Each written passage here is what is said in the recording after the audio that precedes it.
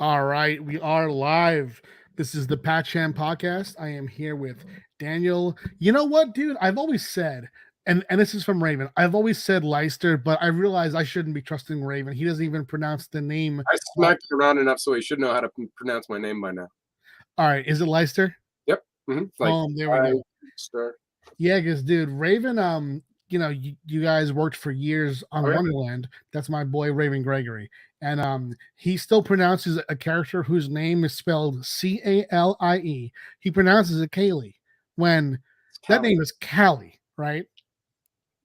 Yeah. He's just probably messing with you on that one. Yeah. But yeah, man, welcome. How are you? Fantastic, man. Thank you so much for having me on. Appreciate it. Yes, it is my pleasure. We're actually just talking about conventions that we're going to be at, and I kind of wanted to let you get a chance to air some of that out early. I know that you're still deciding on some, but if you have any places that people want to go see you that might get a chance, can you shout those out? Sure. C2E2 is the big one. I usually try to hit up every year in August. Yeah. I'll probably doing that one. Like my kids are still pretty young, so I hate leaving my wife alone for like 4 days. I'm like, Yeah. but I'll probably do a couple in Ohio, and then maybe one or two other ones. I want to do a couple of horror conventions. I did one several years ago. It was a lot of fun. Yeah, dude, horror conventions can be cool. The one thing about those is that when you go there and you look like me, everyone else you see is also a bearded fat guy. So it's kind of, I get lost there. That's nice though. Just you wander with your people. Yeah, it's true. Yeah, it's if I ever want to start a an army of like-minded people, that's definitely where to go. But yeah, so horror cons, yeah, I've been to a few of those. They are cool. I've noticed where Comic Cons have trended a little bit toward pop, I guess, where you see a bit more of a film focus, Pop and culture stuff, yeah. the TV section kind of has spread into the comic section, especially in shows like, I mean, for example, for a while, Wizard World shows very, very comic centric, and then eventually moved toward being more pop culture and more Hollywood. Horror shows, I find that even the ones that bring the big stars, they have a really, really strong showing of vendors, of indie people. I've seen people selling keychains that they made themselves out of bottle caps. Yeah. Yeah, they get as much booth room as the bigger film names, which is pretty cool. And yeah, I enjoyed everybody there. It was very nice. It was just a really cool atmosphere, and I just loved walking around and checking out all the horror stuff. It was amazing. Yeah. I mean, that's the thing I wonder about everyone is do you still find yourself enjoying conventions the way that you used to before you did this for a living? I don't usually get the chance to. I mean, the way I used to do it, my friends would drive up and you talk to the people you want to talk to and show the stuff, your work that you want to show to, and then I would just wander around just looking at stuff, and yeah, I would go through the half price trades, just grabbing whatever I really wanted, and art books. And I don't do that much anymore. Maybe on Sunday, I'll usually like take whatever money I might have made, maybe $100, and just go run and try to go crazy or something, grab something for myself, or my kids, or my wife. Yeah. But yeah, I just don't get to wander around as much because just busy. Yeah. Is it that because I always wonder this too. At conventions, as a writer, I usually sell trade single issue comics and such. It must be so much busier for you as an artist because you're probably taking commissions there too, huh? If I got a bunch of people coming up and asking me for like headshots or just like little stuff that piles up after a while, Friday and Saturday it's not a big deal, but Sunday and you're like scrambling to finish the stuff up, it gets a little bit busy. But usually I try not to take too many. I used to like take whatever. I was like, just keep going, I'll draw. But now I'm like, don't overload yourself. Just do what you can and keep talking to people. So I try not to overload it nowadays. That makes sense. Do you ever get one of those guys? This always, if I were an artist, I would see this as so intimidating. One of those dudes who comes through with one of those big books. He has a book where all these artists have drawn one character, and he presents it like, "Can you add to this?" does that that if I got that, I would feel pressure. I'm not sure. Yeah. Yeah, you feel a little bit of pressure, but it's always really fun to like look through and just see what other people have done and just their Yeah. take on a character. And it usually gets very inspiring and you just get juiced a little bit. And you're like, I want to draw that character now. Yeah. I love Kermit the Frog. I'll draw him. Yeah, it is cool. It's you begin to look through. I mean, I've seen a few friends have these books. I was at Baltimore, and Larry Watts, who did Robin Hood with me, he was asked to do one of these. And we were going through the book. I don't remember which character it was. It could have been the Thing, and just you see some artists, they draw a very quick face, but it's almost as if it becomes a competition. You go through, and the deeper you get into it, the more you see images that are almost cover quality. But I imagine that as an artist, you probably have to have a pretty hard limit on how much time you spend drawing and commission during a con. Usually, it's if people are lucky, it'll be slow for a little bit. You know how on Fridays, like people are just kind of wandering around, checking things out. You're saying hello to people, and everybody's just doing the once through to kind of check everything out in the con. Yeah, you get a little bit more time. So if people like run in there, I mean, I'm sure bigger artists get this all the time where they get the line right off the bat of people waiting to get stuff. Yeah. But usually I get people just kind of trickling in and like, oh, they find me eventually. Like, oh, there you are. And I could usually get one, and then I'll just start playing around, and then I'll have some time to get into it. But otherwise, if I can like take it back to the room that night and work on it, it's usually nice. Yeah, for sure. But yeah, I can't do cover quality stuff at a show or anything like that. Nothing that, because I just get too distracted with everything. Yeah. Is there though a character that you often get asked to do, like the go-to Leister character? Cassie Hack. Oh yeah, of course, dude. Yeah, that's probably where I saw you first. That series, I don't really know what it is. It's hard to place it, but there's just something special about Vlad and Cassie. It's so much fun because it moves around within the whole genre of horror. You can go anywhere, and it was so much fun to work on. And Tim was great to work for, and it was a great book. I mean, before that, it was Callie from Wonderland that I would have shared. So I think it was just whatever is popular at the time. So mostly right now, it's been Cassie. How many issues did you spend on Hack Slash? 2.5 years, almost, something like that. Okay, yeah, because you didn't you do a run, and then you came back and you did the Hack Slash and Army of Darkness crossover, right? That's cool. Because I remember when I mean, spoilers, in Hack Slash it had this long intense arc, and it kind of culminates in the death of her friend Vlad, and then that kind of felt like the end of the series. And then you guys came through and came back, and it's almost as if a crossover like Hack Slash and Army of Darkness would sell itself and could be its own individual thing. But you guys really threaded it into the narrative of Hack Slash and made it matter in the context of where Hack Slash had been, rather than just do it as a crossover. Yeah, that's totally Tim. I've pitched stuff to him before about other ideas I had for like a little mini series or something for Hack Slash, and he's like, what does that have to do with Hack Slash? It's just a little too, it's a good story. Where does it connect with the overall story of Hack Slash? It's just like you're just dropping the characters in, and he's really good at writing and just having the whole world's interconnected and everything, and like, oh, I know what this is from, and it just makes a lot more overall sense and enjoyment for the story. Yeah, and Hack Slash, it is really a book that if you haven't read, it's 100% worth trying out, because it's not, on its surface, it's a horror book. There are cheat elements to it. There's action packed. It's a coming of age book. It's kind of a coming of age book. Very much so. She's going through all this growing up. Yeah, it's a coming of age book, and there's these great character moments, and it's not just with the characters that you'd expect.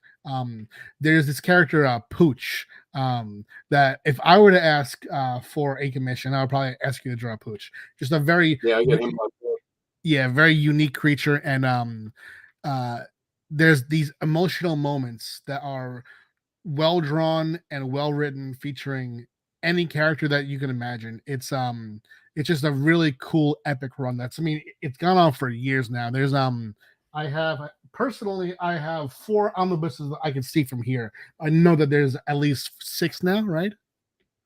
Yes, I think So another one just came out. I got 5. Yeah. yeah, yeah. So and there's the best one to start at. I would go for My First Maniac, which is just like her origin story, I guess. That's the Oh best one yeah. to just try out. That one that that's just one of my favorite books I've ever done. That just it stands alone in its own, and it's just really really fun. Yeah, that one, that's the one that has the, Jenny Frizen cover, right? The, Yeah. Mhm. yeah, I remember that one. Yeah, very, very good. Yeah, I've always been a fan of how you can, you are an artist that someone who just loves horror could really love, but also you have this wider appeal where you design characters that are very expressive without being unsubtle. There's a subtlety to how you draw character emotion that I think is a through line through all your series. And it's notable when you took over on Wonderland. It was about I don't remember the issue, but it wasn't the very beginning of Return, right? Because the trilogy is It Return to started with Wonderland, Bonk. Beyond, and I got on the second issue with Raven and everything. Once I think Bonk had some family stuff that happened and he had to drop out. So Escape. Raven luckily called me and I jumped on. Now, had you known Raven before that? Yeah, I was doing the con circuit with Mike Dolce, doing promoting our book, The Sire, at the time, and we would sit next to each other or across from each other at cons and Yeah, just trash talk each other or just have fun. And then yeah. talked about working on something in the future, and that just kind of fell into his lap, and he just threw it my way, and I'm grateful. Yeah. Yeah, dude, Raven is easy to love. He's a guy, he has a very big personality. So I could definitely see that happening. What I didn't know, though, and Mike would probably be pretty upset that I didn't know this. I didn't know that you were on the Sire. I've been on the Secrets of the Sire podcast probably like I think 10 times. Yep, I did that with him. I think I did the 3 or maybe 4 issues first story arc Nice. when I was first starting out. Yeah. That's great. Yeah, man. That's yeah, those are some good people. You and I haven't really gotten to know one another very well, but I No, know wait, that. were you at Zenescope when I was there, or I think we were either parallel or we never really crossed paths because I think you were doing Robin Hood Right. while I was doing Wonderland, or how was going on over there? I was a bit after you there, and I remember there was a certain excitement to get you back onto covers while I was there. Hmm. There were Yeah, a few I've times done that we tried to get you to do like a single issue of Wonderland here and there and make it this special thing. There was one that the schedule just didn't line up. It was this I think a 10-page one shot that was supposed to really introduce like the new mode for the series. But yeah, you were always in conversation there. And I remember it was nice. yeah, the big thing was that Raven Gregory, he's very anniversary issue minded. He always thinks about issue 25, issue 50. And there Mhm. was always the conversation about trying to bring back the old team and that he wanted to do it with Dan and Nia. He still talks about that. Yeah. Oh yeah, I mean, I think that could still be something great because Usually, I mean, the thing I think the hard part right now is just lining up everything with all our schedules because we yeah, all have all different things going on. yeah, and Raven's a stand up now, I saw that. Yeah, yeah, I've seen some of his stuff on Facebook. I'm good for him. That's awesome. absolutely, yeah. Uh but yeah, no, that would be very fun to see because that was the series where, I said that I came on a bit after that was over there. The truth is that um when I started to read the Zenescope stuff, it was when I was invited to work on this Grim Fair Tales. It was the 2011 holiday special. And, back then my mode was that if I go on a series, I want to read every little story about the series. I want to read everything in that universe so I can have a full understanding. If you're Now, writing it or editing it.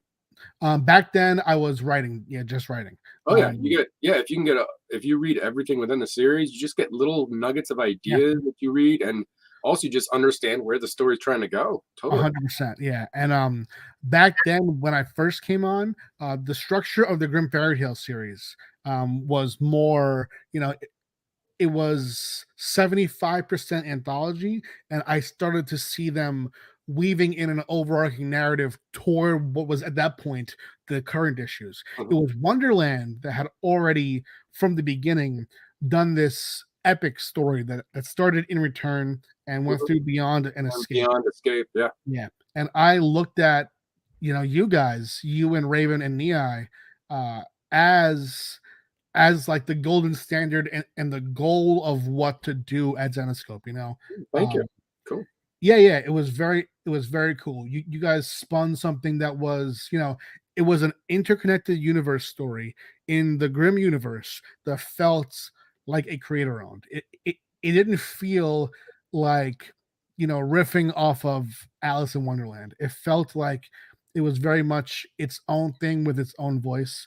And yeah, I mean, to this day, I can look back and picture spreads that you've done, like for example, the Jabberwocky. That first spread of him where he's wrapped around the city is very memorable, and I think those books remain a great example of why people shouldn't really overlook Zenescope, because as much as it's seen as a cheesecake company by people who don't read the books, when you look in and see the actual quality of the artwork, I mean, it's absolutely incredible. It was mostly the covers that were cheesecake. Once you get into the book, it had some stories. Yeah. Absolutely, yeah. And a really fun genre to play in. Totally. Yeah. This it's a dark fantasy universe that can really, each title delves into its own vibe, like Robin Hood had a very different vibe than Wonderland, which had a different vibe than the different iterations of Grimm, the main title, which has shifted. But do you have any memories from the time creating Wonderland that are special to you? Sure, tons of them. It was just great whenever we would able to go to cons and be able to hang at the table, and we would all go out to dinner sometimes and hang out and talk and go drink later and stuff like that. I mean, one of the best ones is when we went out to Vegas for a signing at a store, and we all went out and hung out in Vegas for like a couple of nights. It's just kind of crazy. It was fun. And then I couldn't imagine Raven in Vegas. That's crazy. I think Nei was a little crazier than Raven was. Actually. Really, dude? I was put up with her in the Luxor, I think, and I was in bed, and they had gone out to like a strip club or something, and then she didn't come back till like 5 in the morning or something like that. It's like, all right, cool. Yeah, that's fun times. Do you find that conventions now are different than back then? Very much so. Yeah. I mean, more media oriented, like you were saying, and everything, and not quite as comic book oriented. But I think that's just trying to pull in as much audience as they can. Oh yeah, which I understand. I mean, I can be a little bit, grumpy about it, but that's just what it is. Right. Also, I haven't done one in like 2.5 years now, so I don't know what to say about it anymore. I feel at this point I have to learn over again so much stuff. So I'm just like, I don't know, it may be completely new now. yeah, that's true. I did have the vibe when going to my last two cons, last fall, New York Comic Con, and this past weekend, CradleCon. There were times where I would experience something and I would think, oh yeah, that shit. Like good or bad? Both, both. There are things that would surprise me in a good way, like when someone comes up to your table and they're lugging around a box and you realize that it's a box of your comics. That's great. But there's also cosplayers who aggressively stay in character and stay at your table for a very long time performing for you. It becomes this like one-on-one stand-up bit that's not funny at all, and it just very awkward to keep. Or in my case, not thinking that, you know what I mean? You're trying to catch other people's attention best you can. Yeah. I'm like, oh, yeah. So yeah, just different personalities there, and I mean, dude, I'm sure that you've been on many, but I was on 3 panels at a very small convention last week, Mhm. and it was absolutely brutal. What way? In the fact that, it was a small convention and they were very niche panels, and it was one of those situations where you're in a theater talking to a room that has like 300 seats and there's 3 people there. Uh, that can be very awkward. So, yeah, Walking into that, it hurts a little bit. It's like, it does. It does. And, you want yeah, the whole so place to the be full, but that just doesn't happen no, unless I mean, all 80. these are what we're gonna experience going back to cons, it's just there are certain things that stay with you and certain things that you forget, and it going back reminds you of both, the great and terrible beauty of it all. Yep. You have to eat a little humble pie. Yep. Oh, it's true. Yeah, cons are, yeah, they're big highs and lows. I mean, I'm sure that you felt the same way where Mhm. you go to a con and sometimes you have stretches where it feels like no one wants to even look at your booth, and other times you'll have an interaction that makes you feel like, oh wow, someone actually does get it. Someone Mhm. reads, someone cares, someone likes the artwork. Yeah. I know. And then what I've been trying to do over the past couple of years is when you find those people who are like, I love your stuff, da da da da. You got to grab them, give them Yeah, your mailing list or something, email list, anything, and just hold on to those. If they really love your stuff, hold on to those people. 100%. Yeah, now more than ever, we see this trend not only in comics but in everywhere, in music, in film. There's a trend that people are starting to gravitate toward creators and not studios. Mm, The which is It's fine the by me. death of the label. People have access to the individual now that they have social media and can really key into what that person is doing, and some people use that to their great advantage. I think it's not exactly the death of the label. It's the birth of more like people's own labels and brands. Yeah, I maybe. kind of hate Maybe, yeah. at this point. Brands have just been overused so much, but everybody's kind of feels like they're branching off and trying their own thing, which is really cool. What in that context is your own thing? What am I working on? Yeah. What would you say that you do? What's the most Dan Leister thing that you've done and that you want to do? What I'm working on right now, like my per where I'm trying to go basically is basically write and draw my own books, Yeah. and have just that.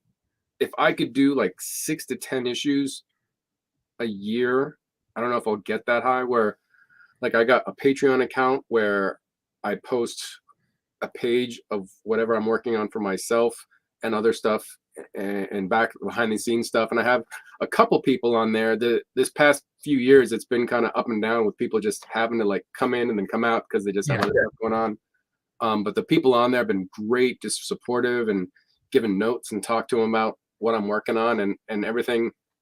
And if I could set that up, it that's kind of always been my goal to do like maybe a story of my own for a year and then the next year something with you like we're doing working Yeah. on, and then something with someone else, and go back to stuff that I'm working on, and just be able to have this thing to where it's just I'm going that way. Yeah. So Yeah. Um, do you feel a different level of, and I mean, I think you do. I just don't want to assume because I do. Do you feel a different level of investment when you're doing your own creator own work versus work for hire, or do ab- you seek absolutely. to find? Yeah, um yeah, I think it's just more personal, definitely. It's your, yeah, I don't say, uh, you just put the more work you put into it, the more effort you give it, the more of yeah, yourself is there. So it's just definitely harder to throw it out into the world sometimes. But yeah, yeah. absolutely, you definitely put more pressure on yourself. It's got to be good, and you want it to look fantastic. You want everybody to like it and everything. Of course, yeah, So of course. definitely to put a ton of pressure on yourself. Yeah, yeah. That pressure can be. I mean, it can feel intense in the moment, but it can be helpful for sure. I do think that my best work is work that I looked at and I thought this needs to be representative of who I am as a creator. Hmm. Yeah. Do you I mean, I asked this because as a writer, um, I've gone through both. When you're drawing, do you do you ever feel the emotion of the page, or do you approach it in a more technical manner where you read the script and feel it then, and then get more mathematical? I'm very interested in that process about I how think much I feeling feel goes it into the it. most when I read it. That's when you're fresh into it, and whatever it's flowing, so you're getting ideas of stuff, and it's just kind of going over you, and then Yeah, I think that's when you get the most emotion. And when you start breaking it down, it's more, it becomes more technical. I think yeah. you may have those feelings of emotion as you're in the middle of a page or a panel that you're Mm, trying to really, with the expressions and everything, trying to focus on. yeah. But I think for me, the most of it's in the beginning when you're writing it, or drawing it or reading it. Yeah, yeah, it makes sense. And I asked because two things. One, as I was saying, there is a lot of raw emotion in what I've seen you draw. Uh I mean, in both Wonderland and Hack Slash, there are moments of extreme grief, extreme terror, which you both capture very well. There's, Thank you. especially in horror comics, it's so simple to have like a very basic scream. You've seen a drawing of a scream over and over again, but I think that you handle terror very in a very unique manner. Well, that's um a compliment. yeah, man, it's I think that, I don't know, you seem to approach emotion from, not how can I draw someone doing this? How can I draw someone sad? It's as if you have characterized the emotion to the character, which I think is part of what makes Mm, Cassie, for instance, so unique. yeah, yeah. Thank you. Yeah, yeah. And I also asked because I was crying like a bitch about 2 hours ago as I was writing a scene. So I wonder that, What kind of scene? I haven't had that experience where I've hit when I've been writing a scene Yeah, where I get emotional. I may think of something else that it pertains to or it's connected to that may get me emotional, but I yeah, mean, like, I haven't been like, this character, oh my yeah, god, no, yeah, I haven't been there yet, but I haven't been to the end of anything yet to where the gotcha. character's apex has happened where I'm writing something like that yet. Yeah, I think, it comes with a few things. One, maybe I am a little bitch. Two, maybe it There's a little comes bit with, inside for all of us. I think so. I think so. But yeah, dude, it comes for me, I'll say. It comes with the length of a thing. Mm, For example, I was writing Destiny in New York, and I was uh ah, I shouldn't say too much, but I was following up on a storyline that I had kind of shut off, and I looked back and I realized, wow, I did this thing with these characters in around this time in 2018, and now mhm, 40 years ago, that has led to this scene which I'm writing now, mm. and, When you put that, that yeah, me me back when, the momentousness of the development and carrying it over a long period of time, that kind of thing paid off, and yeah, that I think that's almost like a release cry right there, where you're like, I can yeah. I can put this down now, and you're just like, "Oh, thank you." Yeah, yeah, it's true. I mean, for example, for you, do you feel do you ever feel a loss? Because I mean, you've killed characters before, that Just you've, a few. yeah, yeah, that you've designed, that you love, and I think that you have a different experience with character than I do, because not only are you, in some cases writing, but you're shaping their face from your hands. Mhm. That's a very almost fatherly thing to do. Do you feel when you kill these characters, do you feel a loss? Or is that too more of a technical thing where you have the decision, you decide, and you go through the paces there, and then when it's time to get to the page, it's the goodbyes have been said. Mm, yeah, I think, like, when it's reading it and writing it, is you feel you're gonna go when you're writing it, you feel that, "Ah, do I wanna do this?" And, like, do you have to keep when you're writing something like that, you have to, like, Yeah, pull yourself, "Come on, keep going, just keep writing yeah, it," and you almost yeah, have to pull yourself kicking and screaming towards it sometimes, and And it's like, oh, come on, let's just finish it and write it. But what is, Yeah, I think it's Stephen King that said, kill your darlings. Just you that's true. get to the end. That's what you got to do. It's true. Uh, speaking of King, are there any writers who you see who you think of as a dream collaborator, Barker, or Clive Barker. Clive Barker? Oh, I mean, yeah, I feel I like read him a ton when I was a kid, and I went to a couple of his book signings and listened to him speak. And uh, yeah, I I have this idea that I want to do at some point. I think I might have talked to you about this, where it's like an anthology where I give basically a place for yeah. writers, and it's a building, and in each room, a writer has their Yes, own room, and you can yeah, do whatever you want. yeah, And I need to make more parameters for it. But if I could get him to write like a page, or I think it's like I gave the parameters of 1 to 15 page scripts. If I can get him to write 1 page of script, I would totally draw that, you know? yeah, for sure, for sure. Yeah, he's definitely a legend, and I can see just based on his sensibilities, how you two could fit together for sure. Mm. Yeah, that makes sense. That makes sense. Because I mean, yeah, they're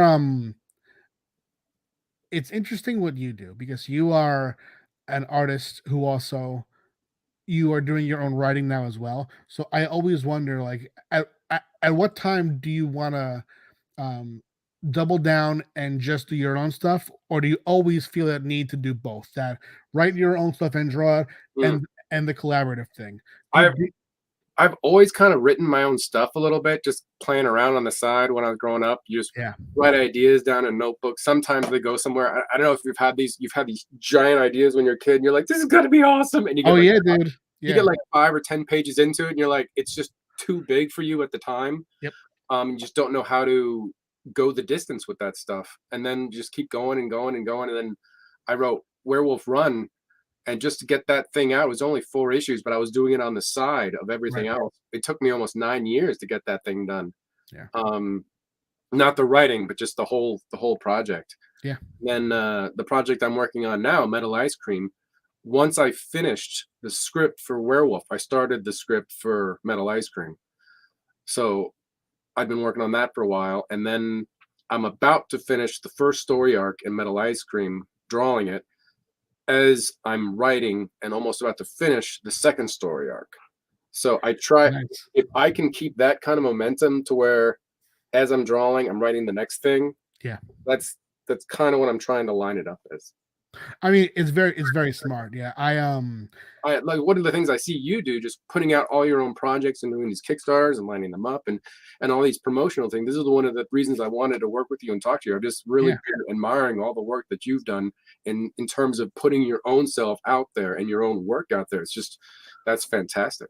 Oh, thank you. Yeah. I mean, I found crowdfunding as a way to sort of, take the reins of my own career and start doing, exactly what you said. What for Metal Ice Cream? What's the format of that? How are you taking the reins on that one to have people come to you? Pretty much, I'm giving it away for free. Yeah. um, the whole idea of it was to do a web comic. I always thought that was a really interesting um, platform, I Yeah, guess, yeah, to get definitely. books out there, and it's basically worldwide. There's stuff I would love to get translated in other languages and everything. And I started it, and I put about almost 2 issues online. I'll put give you links. You can put it in the Yeah, bottom of please, the please. comments later. And people can read the first 2 issues for free online right now. It's on Webtoons and Tapas.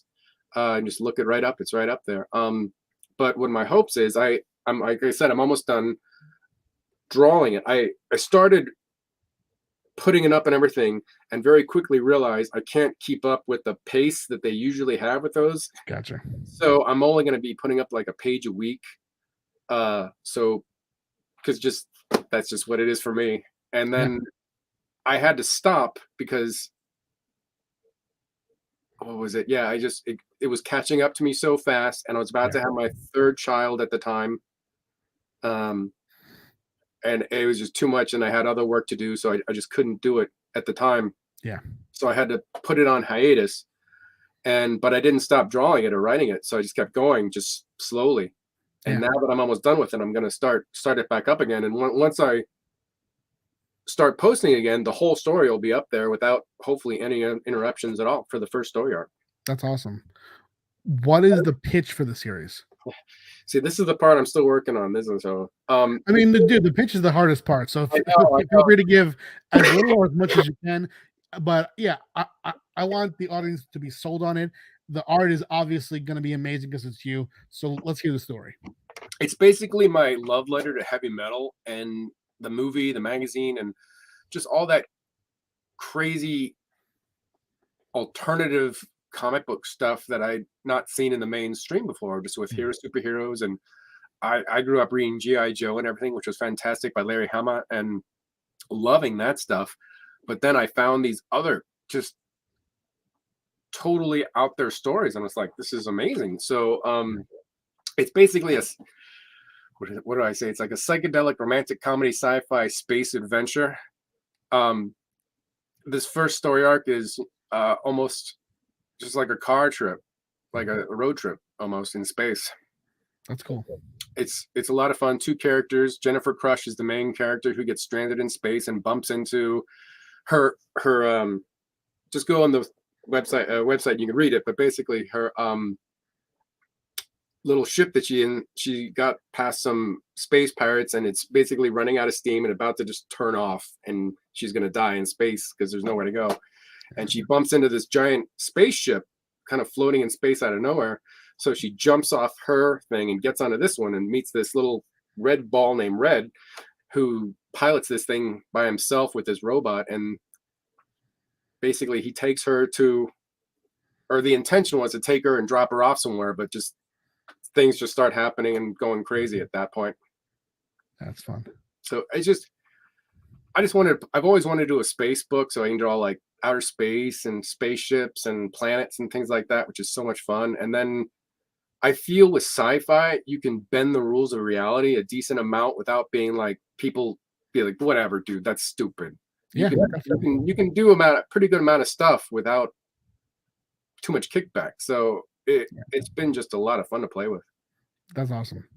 That's really cool. Do you ever plan on doing a hard copy, or is it going to be fully online forever?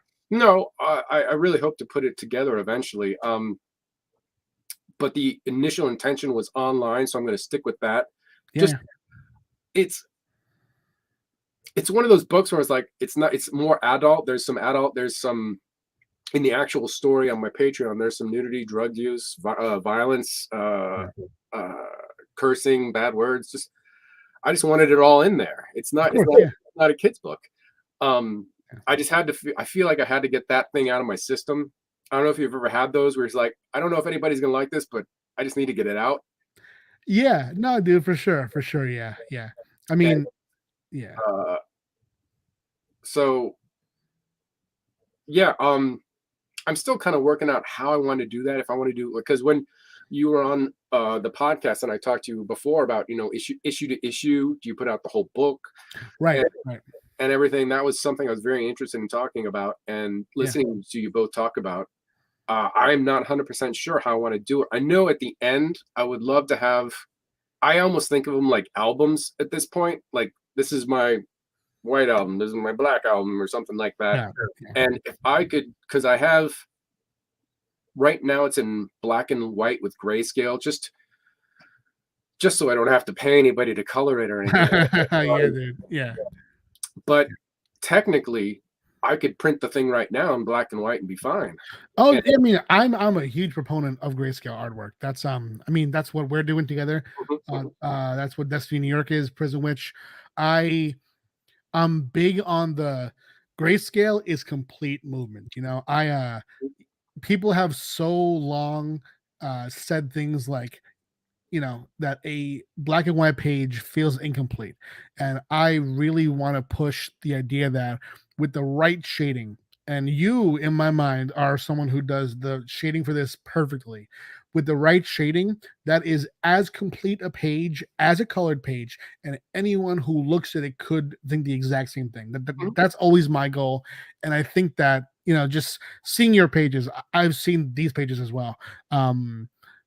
Yeah, it definitely feels complete. Absolutely. I know one of the problems I always had is since working with Nei back on Wonderland, I got spoiled so bad Oh when it yeah. came to colors. Her colors were amazing, and I was like, why can't I get that all the time? It's like you can't, you know. That was just like magic in a bottle sort of thing. And then I was very lucky again to get Mark Englert on Hackslash, who did some Oh fabulous work. yeah. It was beautiful.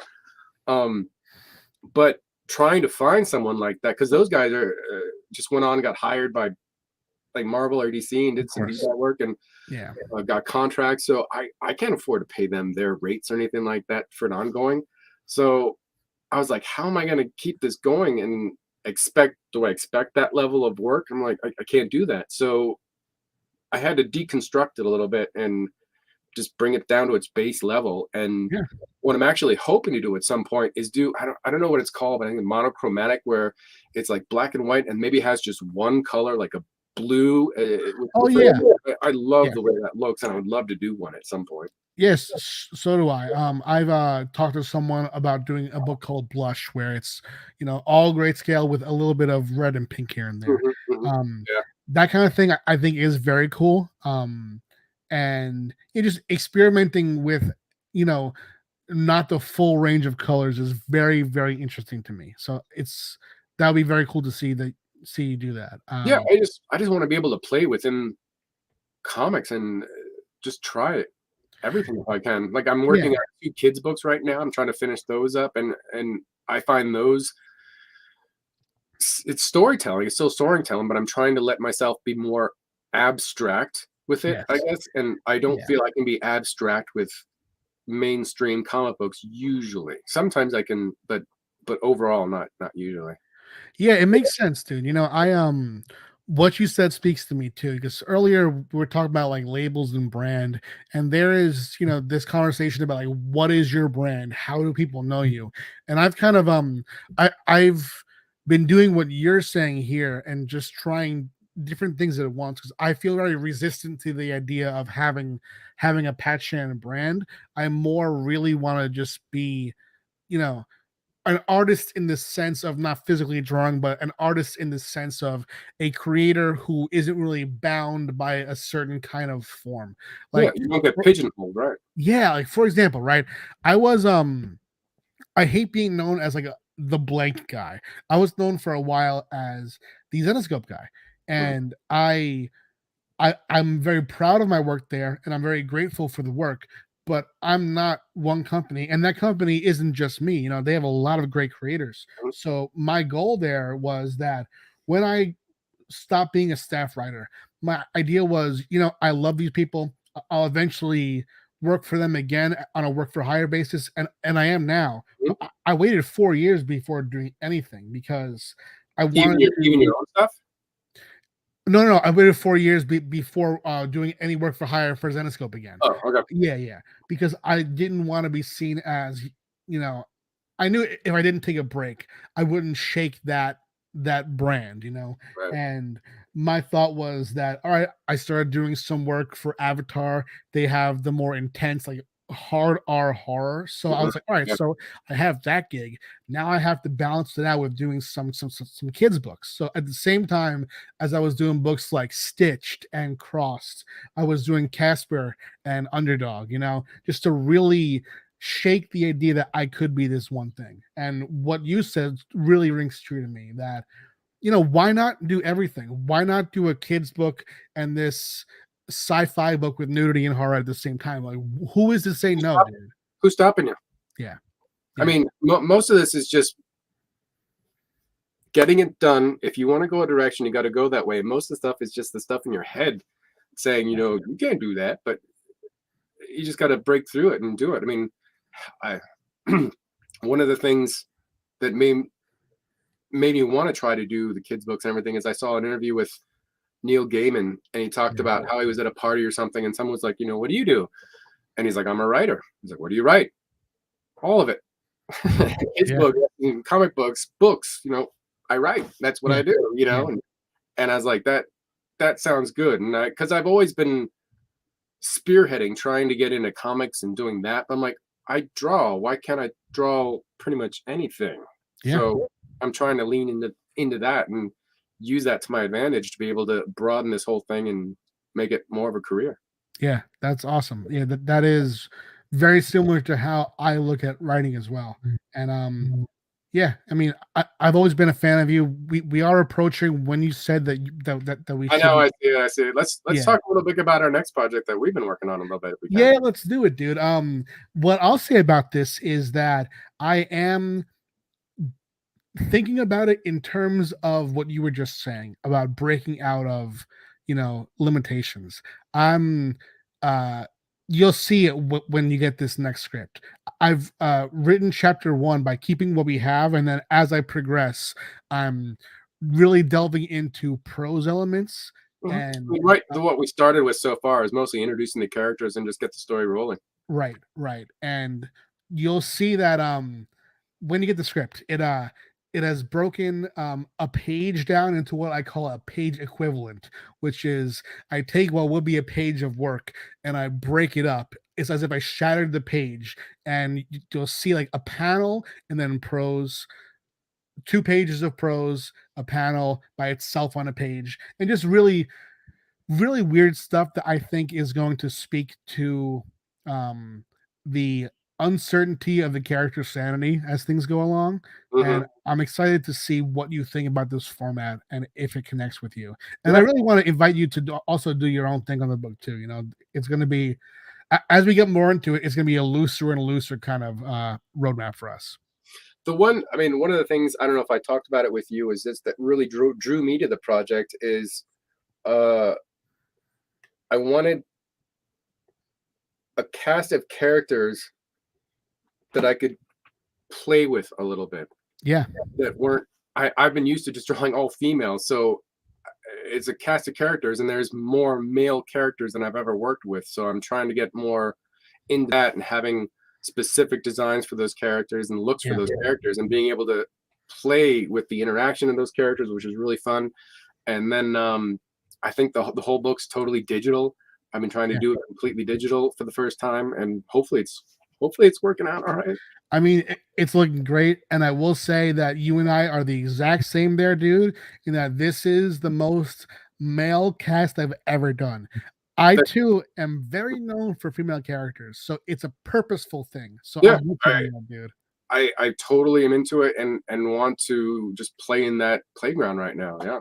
Yeah, it's gonna be fun, man. So in the comments below for YouTube, you can find the link to I'll Dan's drop work. them all in there. Yeah. Please do, yeah. Yeah, just send those to me, and I'll edit the description to have that in there. Those should be in there by sometime tomorrow, I'd say. Yeah, it's great work. I recommend everyone Check read out Metal Ice Cream. Metal Ice Cream and Werewolf Run. Where can Fun. people get that? Yeah. Sorry, I didn't have a chance to talk to that. Maybe next time. Oh no, it's all good, man. Is there a place to pre-order that book or to just order it? Werewolf Run. Werewolf Run. Yeah. Just go to any of my sites and just drop me an email, and I got a box of them here. So yeah, just let me know. I need to start up like a Gumroad or something and put them up there, like signed copies or something. Yeah, man. I mean, I just started Etsy. It's been working out pretty well. Good. I know that there's some controversy about Etsy now, but I can't even follow this shit. But all right, man. Thank you for doing this. I'm excited to work with you this year. And anything else? No, not now. Just trying to keep up with everything going on in the kids' books. Finishing Metal Ice Cream will be up on Tapas, Webtoons, and a bunch of other sites coming July 20th. I'll start the run again, so that'll be up every week on Wednesday. Awesome. So a new page every week until it finishes. And I hope that because I spread it out where it'll be only 1 week a page, that'll have maybe enough time to, once I finish other projects, get back to it and it's still going. Then I'll be able to do the next story arc and maybe get that going before it gets to the end and just kind of keep going with it. That'd be awesome. There you go. Yeah, thank you, man. Everyone who watches, please subscribe, please hit like, and please see the description below. Support Dan, follow all his work, and follow him on all platforms. Thank you much. Out. Later.